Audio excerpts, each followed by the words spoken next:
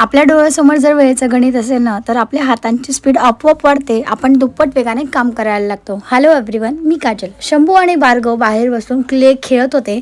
आता एवढा दुप्पट वेगाने काम करून मला जायचंय तरी कुठे, म्हणून आम्हाला जायचंय पिक्चर बघायला. म्हटलं त्याआधी आपण स्वयंपाक उरकून घेऊयात, म्हणजे कसं निवांत. 5 मिनिटात तयारी करायला घेतली आणि घाईमध्ये वेणी घातली, जरा विस्कटलीच ती. शंभू आमच्याबरोबर येणार नव्हता, तो घरी राहणार होता.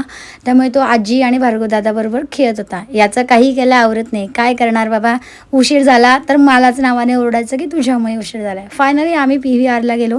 भूत बंगला हा पिक्चर बघायचा आहे. पिक्चरमध्ये अक्षय कुमारने इतकी मारामारी केली, त्याचे हातपाय दुखले नाही, पण बसून बसून माझी कंबर गेली ग काजल, असं अंकुर म्हणाला. 11:45 तिथून निघालो. थिएटरमध्ये थंड ACची हवा आणि बाहेर निघालो तर गरम गरम वाफा लागत होत्या. या उन्हाळ्यातली पहिली कुल्फी आम्ही तिथे एन्जॉय केली. येता येता ती खाल्ली आणि घरी आल्यावर शंभू म्हणे, आई मला घे ना बालाला. मग मी त्याला घेतलं. जाण्याआधी इडलीचं टाकून गेली होती.